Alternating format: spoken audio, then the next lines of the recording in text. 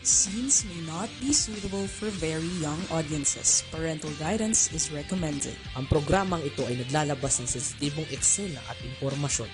Striktong patnubay at gabay ng magulang ang kailangan.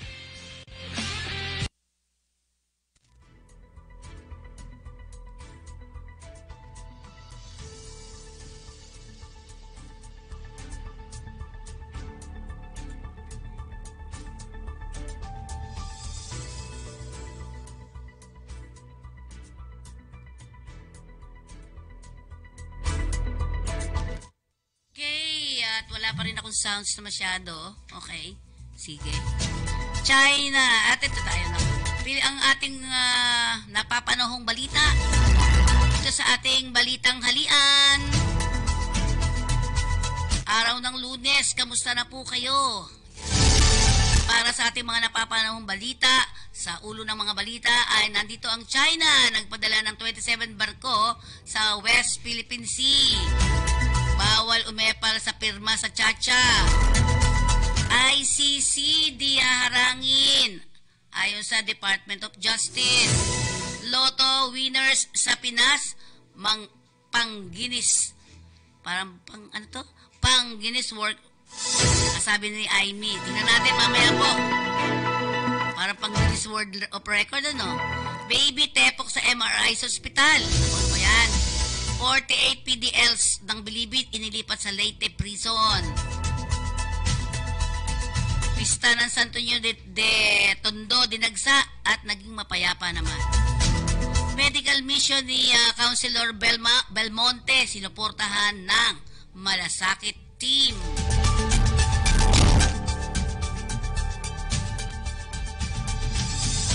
Sa kabuuan po ng ating mga balita, hindi bababa sa 27 o 27 barko ang ipinadala ng China sa West Philippine Sea na isang major maritime militia rotation. Ito ay ayon sa isang maritime security expert. Ipinadala na nasa 27 na barko bilang ilang araw matapos magkasundo ang Pilipinas at China na bawasan ang tensyon sa rehiyon sa pamamagitan ng diplomasya. Napaulat na sinabi ni retired United States Air Force Colonel Raymond Powell na ang kaganapan ay isang rotation ng mga militia ship. Nauna rito na nag-convene ang Manila at Beijing sa kanilang ikawalong bilateral consultation mechanism o BCM meeting sa Shanghai at pumayag na pahupain ng tensyon.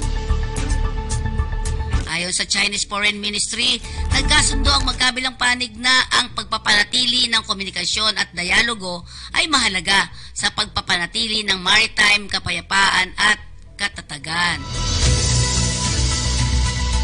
Kamakailan ay pinunaan ng China ang Pilipinas matapos na batiin ni Pangulong Ferdinand Marcos Jr. ang President-elect ng Taiwan na si Lai Ching-te.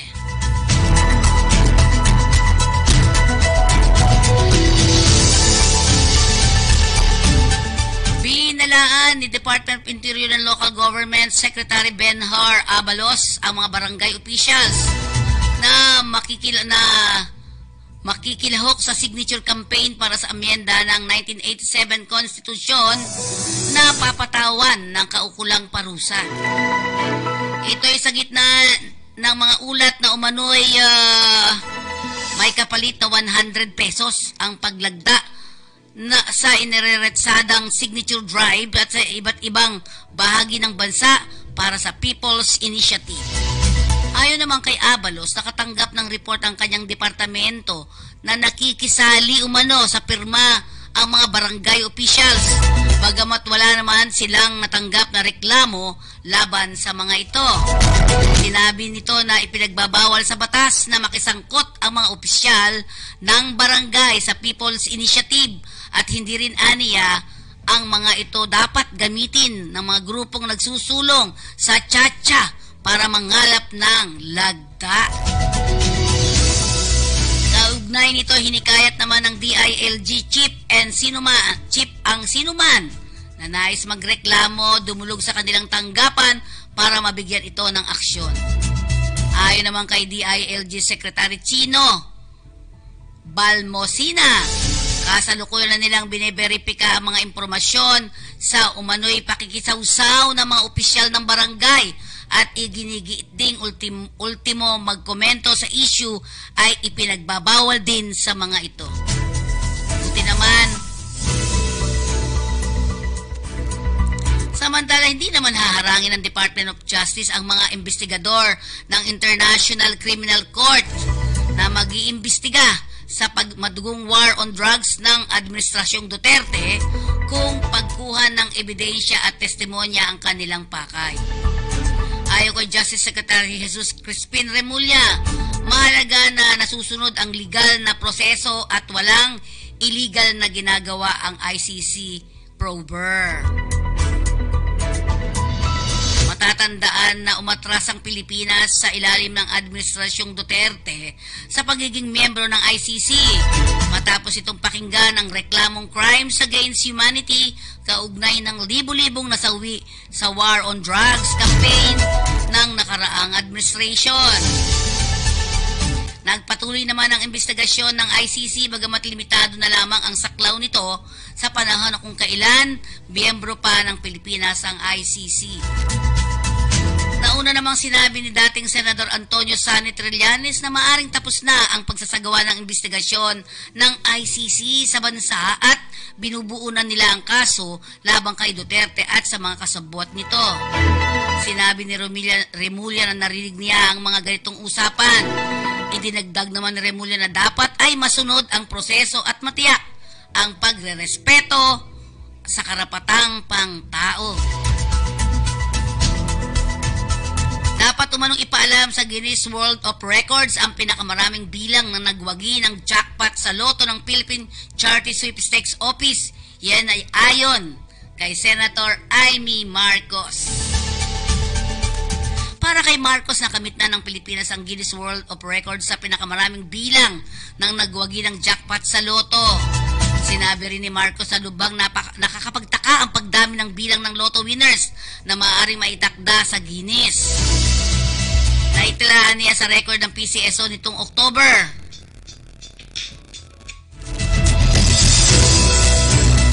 Na umabot sa 433 individual ang nagwagi sa 236,655 lottery.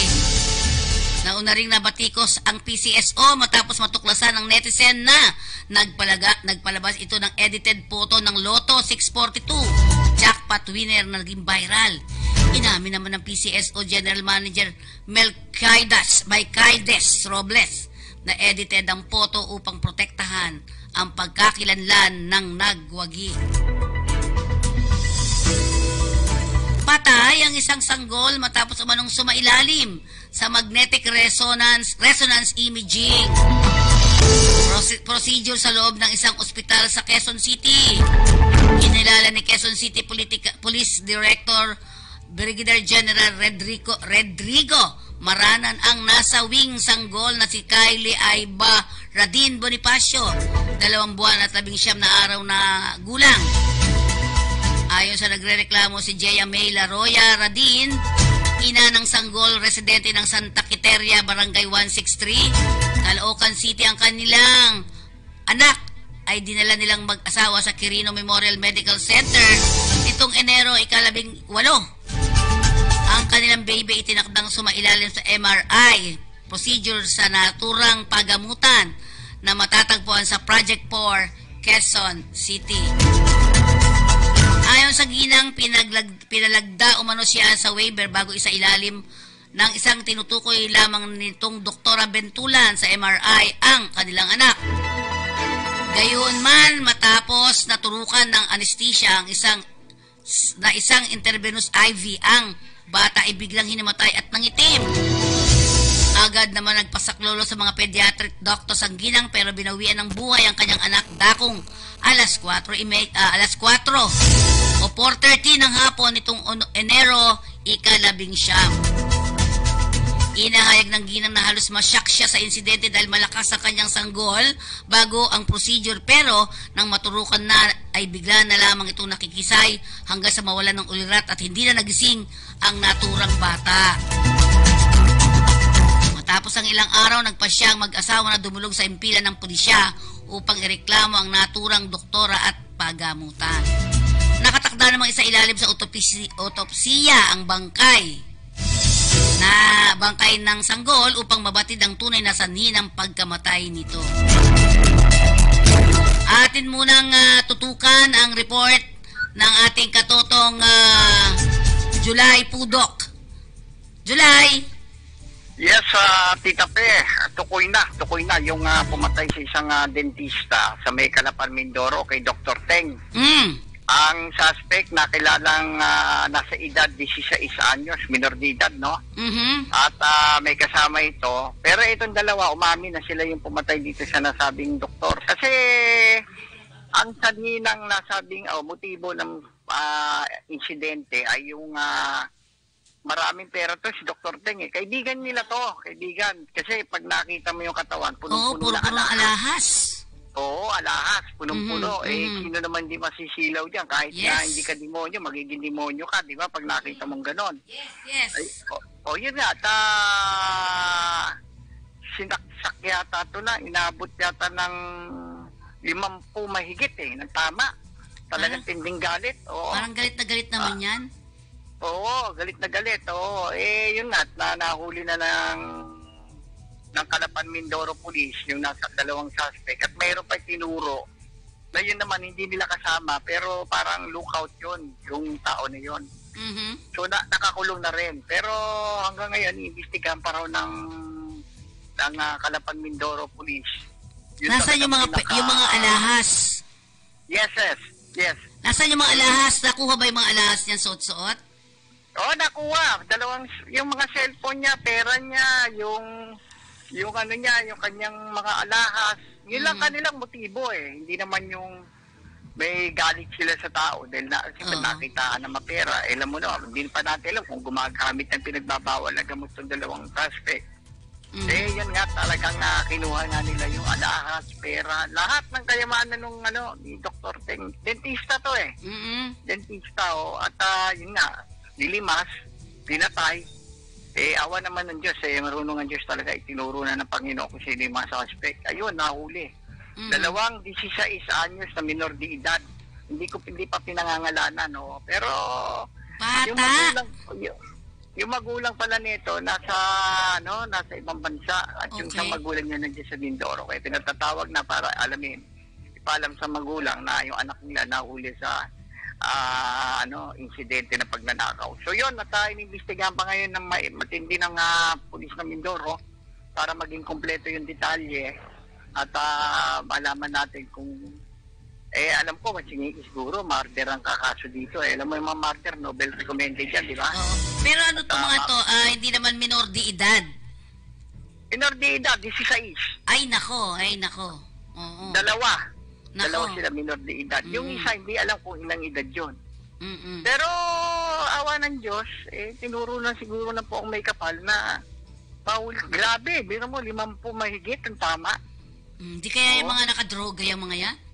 Siguro, hindi pa nag-drug test. Pag na-drug test na to, malalaman na natin na talagang ito ngay addict. Pero alam ko, yung mga gumagawa niyan, gumagamit yan Oo, kaya nga. Oo, lahat. Pati pagnanakaw, pati pang-hold up. Nalakas ng loob dapat nila, di ba? ng ating mga kababayan, lalo na yung mga bantay bayan, mga barangay tanod, o mga multipliers ng PNP at pati kapulisan. Tulong-tulungan natin yan kasi ang dami napipinsala na yan. Lalo na dito sa amin sa Francisco Home 2. Ito, nanakawan na ako dito, 2 cellphone at isang 40 mil. Okay, isipin mo yun, di ba? Barangay Graceville, sa Francisco Home 2, San Jose del Monte, Bulacan. Yun nga yung pinagbitingan namin kahapon sa yung HOA. Yung reklamo ng mga nanakawan dito. At yung mga aso na pinalalabas na aso mo, itali mo program at harap mo, linis mo. Yun ang mga program ngayon ginagawa dito para matupad at magandang takbo ng nasabing homeowners association dito sa Barangay Graceville, Francisco 2, San Jose del Monte, Bulacan. Para sa Kakampi Online, July Pudok, Nagulat. Okay, maraming salamat. At para naman sa pagpapatuloy ng ating balita, yan, Matagumpay naman na ilipat nung Biyernes mula sa New Bilibid Prison o NBP patungong Leyte Regional Prison ng 48 persons deprived of liberty o PDLs kaugnay sa programang mapapaluwag ang mga piitan sa bansa at bilang paghahanda na maisara na ang National Penitentiary sa taong 2028. Regional Prison ang 48 persons deprived of liberty kaugnay sa programang mapaluwag ang piitan sa bansa at bilang paghahanda na maisara ang National Penitentiary ngayong 2028.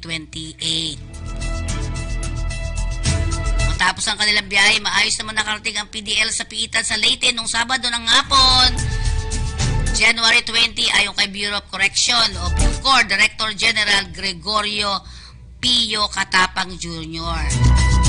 Nagpasalamat din si Katapang sa pagkakaloob ng tulong at suporta ng Philippine National Police at Philippine Coast Guard na matagumpay na pagbibiyahe. Ineskortan ng mga miyembro ng NBP Custodial Police ang mga PDLs at inilalayan ang mga tauhan ng BUCOR Special Weapons and Tactics. Samantala, puntahan natin ang Tondo, pista ng Santo Niño de Tondo, dinagsa. Alam niyo ba, mga youth namin nandyan, kasama doon sa mga nagsasayaw. Okay, naging mapayapa ang pagdaraos ng pista ng Santo Niño de Tondo sa Maynila kahapon. Dinagsa ng libu-libong deboto.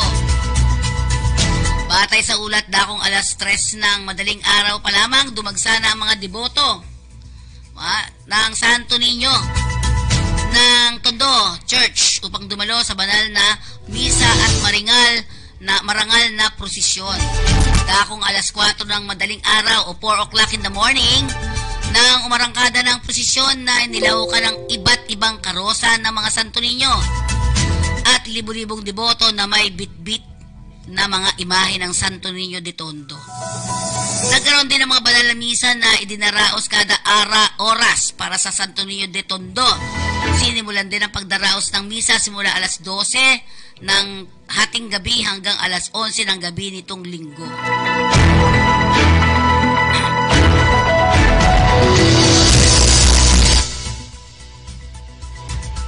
Ipinadala naman ni Senator Christopher Lawrence Bongo ang kanyang malasakit team para makasama sa medical mission ni Quezon City Councilor Mickey Belmonte bilang pakipagtulungan sa pagpapahusay ng serbisyo sa kalusugan ng komunidad.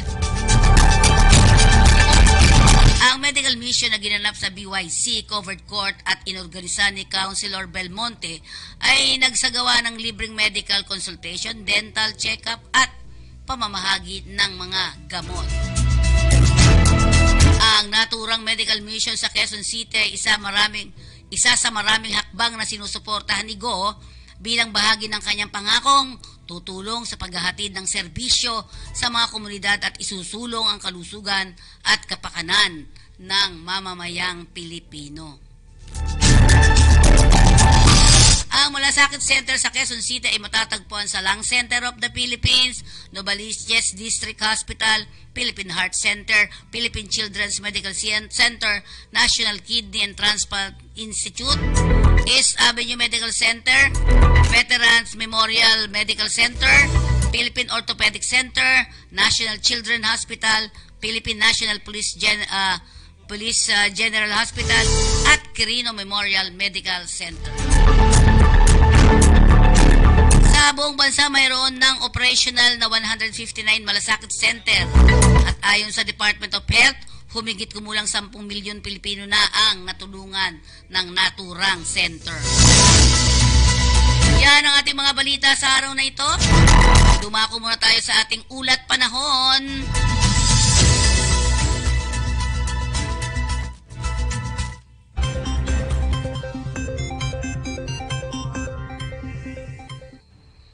Magandang umaga po mula rito sa Pag-asa Weather Forecasting Center. Narito na ang lagay na ating panahon ngayong araw nga ng Lunes, January 22, 2024.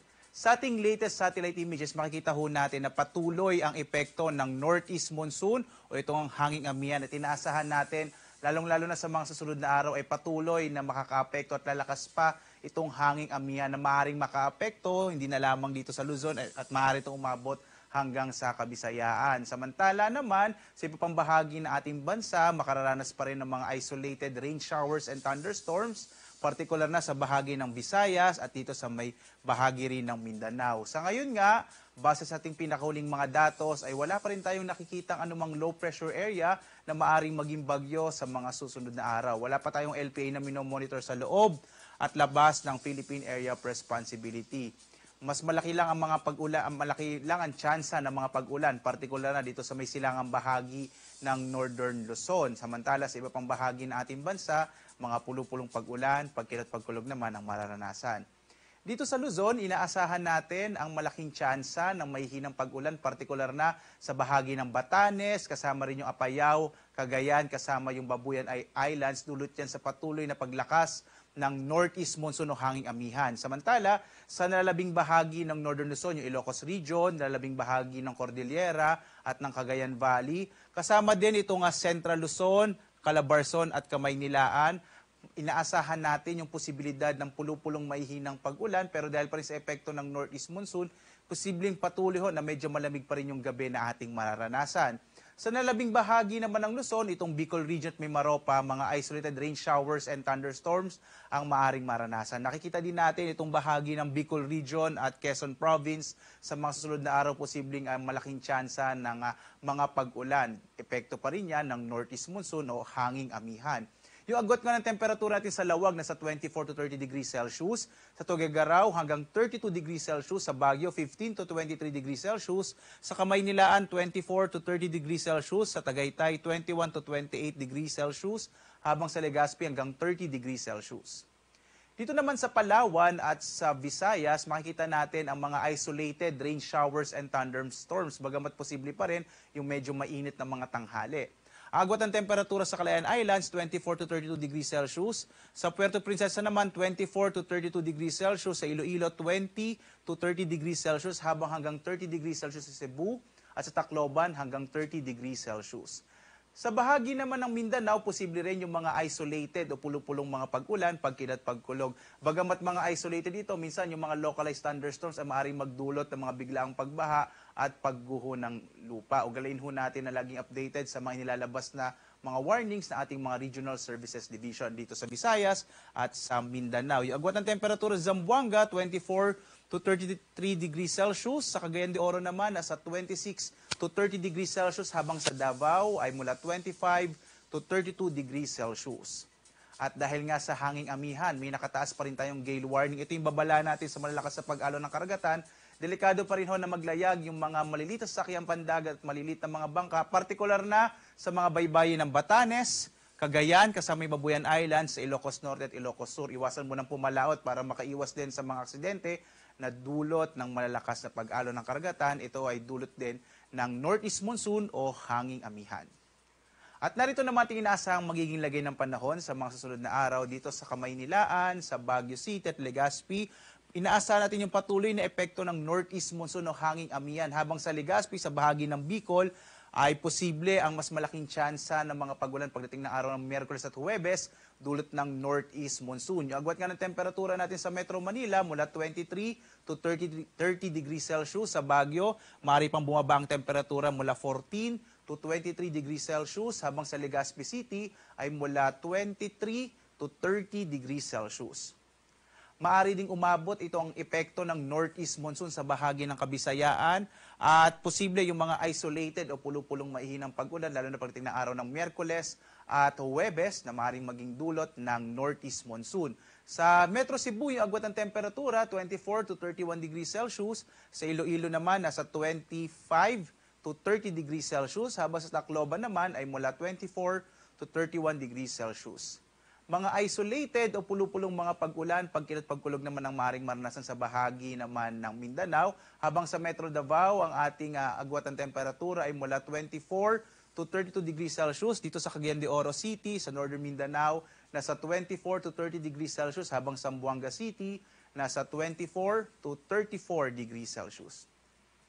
Ang araw natin nagsisikat mamayang 6:25 na umaga at lulubog, ganap na 5:50 ng hapon.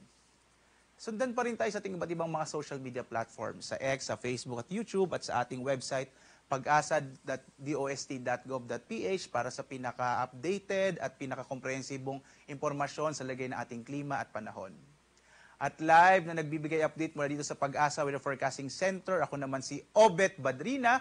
Maghanda tayo lagi para sa ligtas na Pilipinas. Maraming salamat po sa inyong pagsubaybay.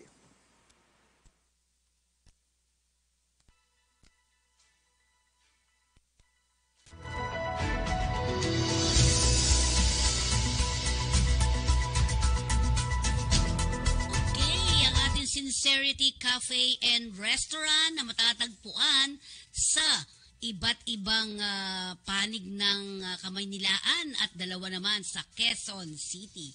Ang ating mga telephone number ay 8241-9990 and 8241-9972 para sa inyong mga catering. Baka gusto nyo pong magpa-deliver. Apakasarap ng mga, ang pinaka number 1 dyan na masarap po sa Sincerity ay ang kalan chicken. Ang paborito ko dyan ay oysters cake, di ba? 1956 pa ng itayo ng Pamilya Uy ang naturang Sincerity Restaurant na matatagpuan sa iba't ibang panig ng Kamaynilaan tulad ng 519 Quintin Paredes Street, Binondo, Manila. Meron din tayo sa 238 Banawi Center, Banawi Street, Barangay Manresa, Quezon City. At kung kayo na may matutungo dito sa Lucky China Town Mall, ayan, nasa ground floor ng Binondo, Manila. Meron din sa Unit 2, 285 Gibara Street, Corner Hardboard Street, Little Baguio, San Juan.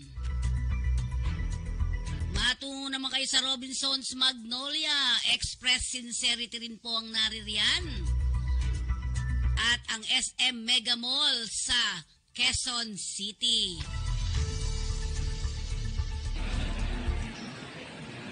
Is it yummy? Yes. Here, Sincerity. Ito.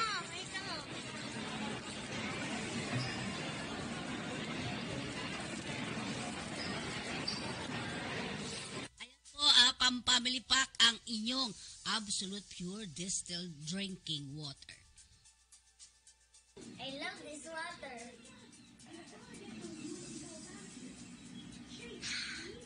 Thirst quenching.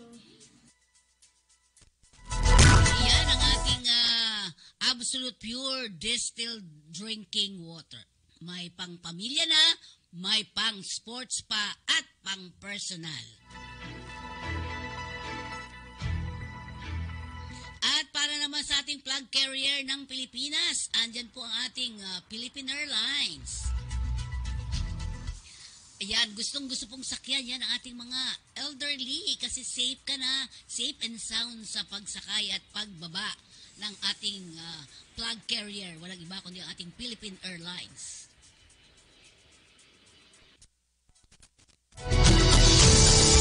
Okay, ating tingnan naman ano ba ang mga nakuha ng balita ng ating Katotong Jeff. Katotong Jeff, pasok!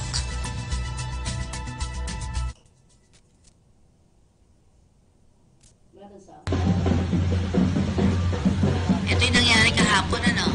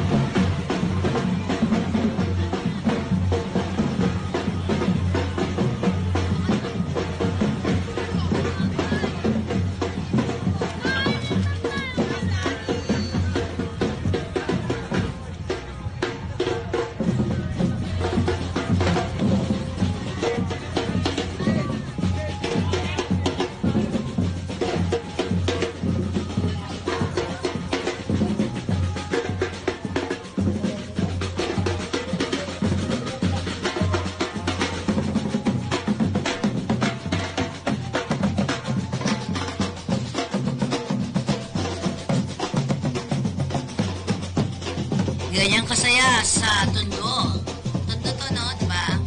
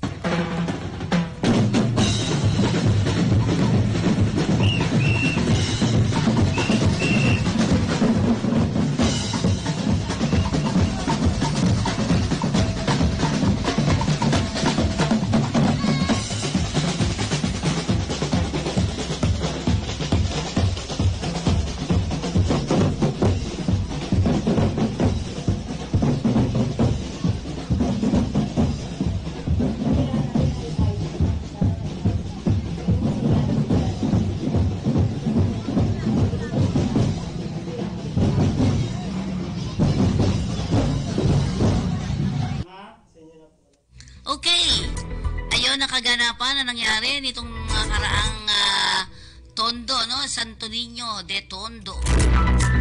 Batiin muna natin ang ating mga tagapanood mula kay Aida ng Ireland, Aida Palisok, Fatima Emma Telio Calle, Grace Aguilar de Rosario, Freddy Ray Marzo, DZ, Jaisel Dabucol, Nono UK, at lahat ng followers natin, Mars Sibayan, Elena Peliesco, Dory, hello Dory Jimenez, Baby Ono, bless day for good, God bless po. At si Junior Carmelino Paras, God bless to everyone. Yan po ang ating balitang halian. Tutukan muna natin ang ating kapirahan sa araw na ito.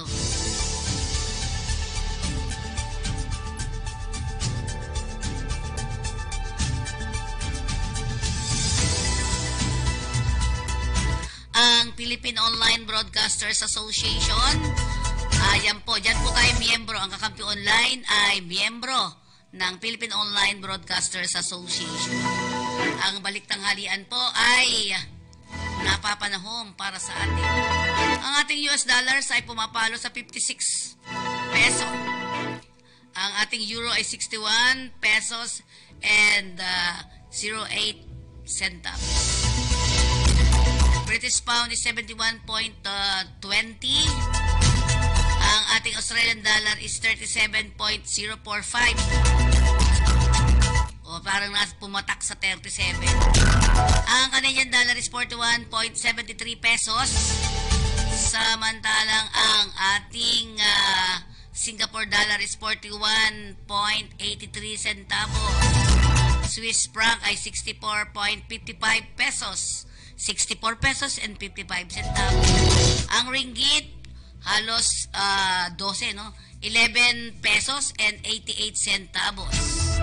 Japanese yen ay 0.3786. Yan ang kabuuan nating kaperahan sa araw na ito.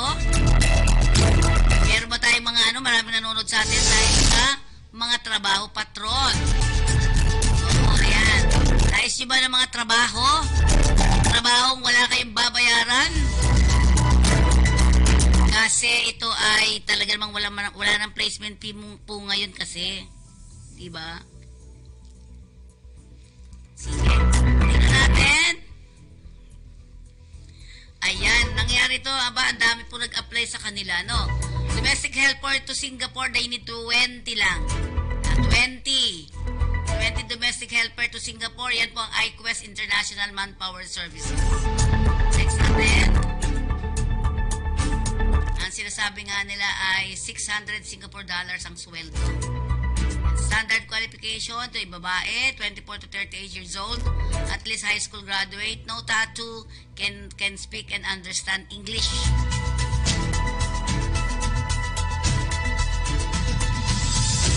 Updated resume ang kailangan, valid passport and by clearance ID or certification, DOH vaccination.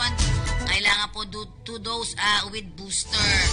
At kailangan din nyo ng may kayong e-registration, PEOS, PSA birth certificate, pag-ibig number, at info sheet. Tandaan po natin, no salary deduction, no placement fee, no processing fee. Ayan, they offer financial support to selected applicants. Ayan, ang ganda, di ba? So, meron po sila sa Cebu, Ilagan, Dumaguete, and Pangasinan. At paano mag-apply? Pwede po dun sa di ba? Yan. Apply now and scan QR code. Yan, sa EQ. Ganyan po. Tingnan mabuti. Ayan.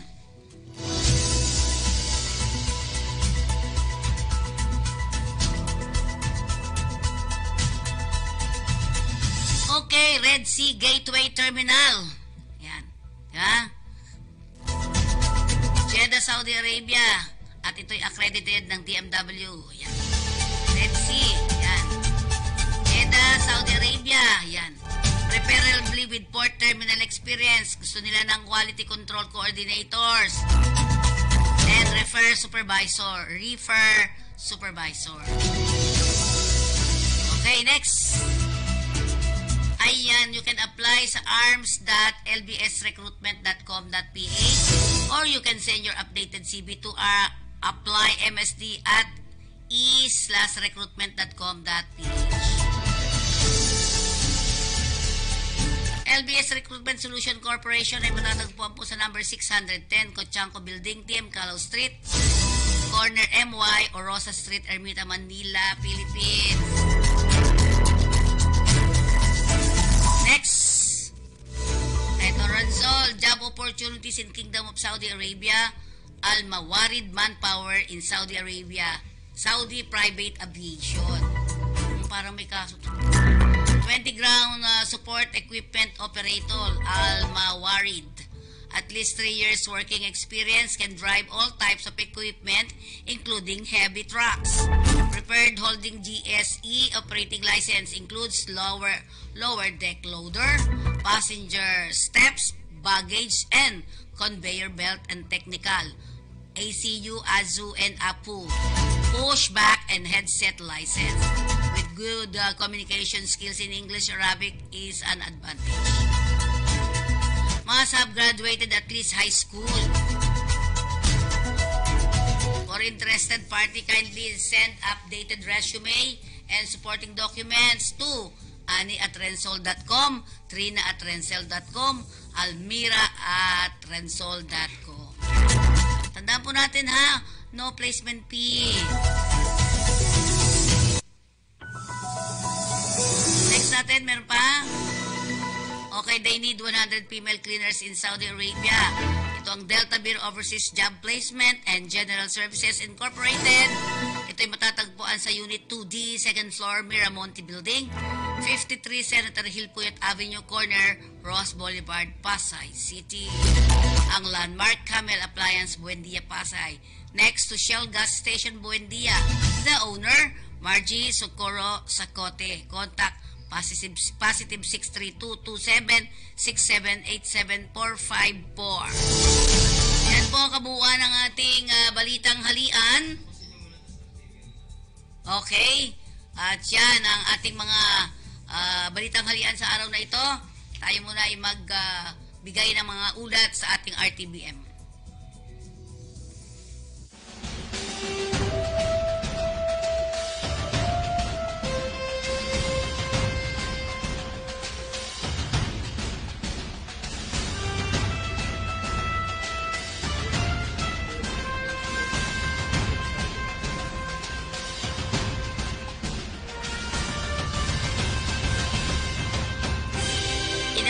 Of the expanded petrochemicals manufacturing complex of JG Summit Olefins Corporation.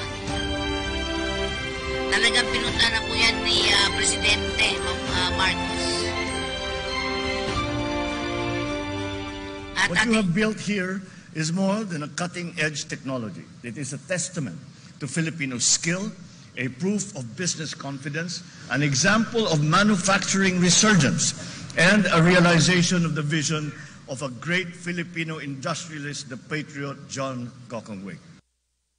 Together with the rest of the economic team, they will continue to create a climate that propels economic growth, boosts incentives, promotes ease of doing business, and funds high-impact infrastructure.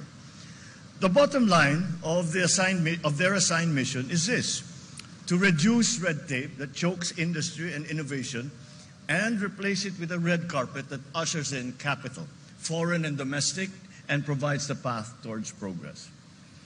This is the government's mandatory equity to provide participation in national growth. This complex is more than an engineering marvel. It is one that is imbued with a national mission.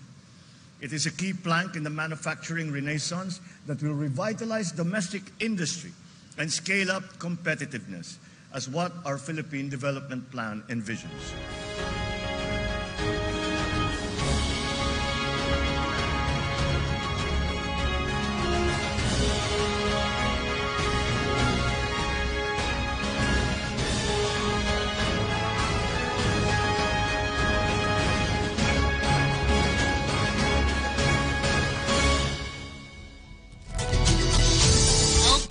Ating balitang halian sa araw na ito. Maraming salamat po sa mga sumubaybay sa ating programa. Maraming salamat and God bless you all po. See you tomorrow.